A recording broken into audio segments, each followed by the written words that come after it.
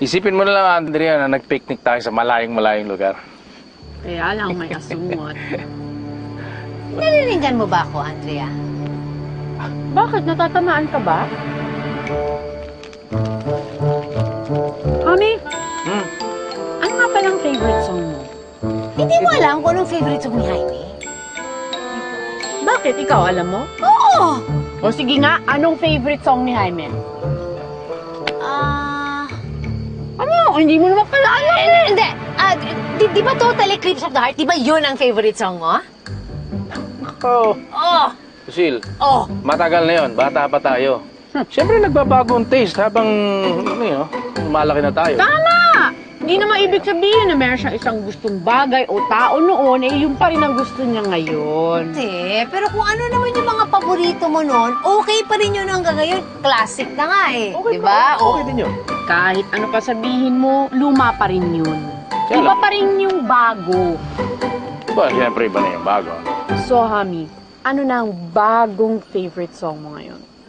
Andrea, di yung Because of You. Yung pinakanta ko kay Christian Bautista nung nag-propose ako sa'yo, di ba? Yun ang song na gusto ko. Dahil lahat ng magagandang nangyayari sa buhay ko is because of you. Ito naman, Hami. Natouch naman ako. Hindi, tinatouch kita. Diba? Ito, masarap ko. Mga na.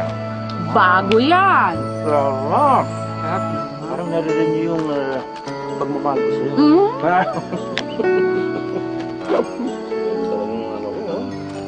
Okay.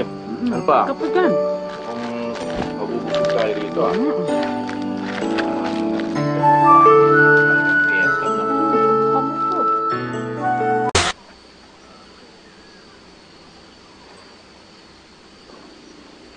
Hami, sigurado ka bang magkakasama tayo matutulog dito? Kasi parang asikip na eh. Alam mo, Jaime, pwede ka naman dito sa tabi ko kung ayaw ni Andrea na katabi mo siya. Ay, hindi. Okay na siya dito. Ang dami nga space, oh. Dito ka lang, Hami. Ito lang ako. Kasyang-kasya kami dito. Ako, hindi na nga ako makahintay na magsama tayo gabi-gabi. Ako, gabi-gabi tayo matutulog. Yakap-yakap kita. Ganyan, no? Di bale, Hami. Malapit na. Konting-konti na lang. Less than a month na lang ikakasal na tayo. At saka pangako ko sa'yo, pag nangyari yun, hindi na tayo magkakahiwalay. Okay, good night, Andrea. Night, Hami.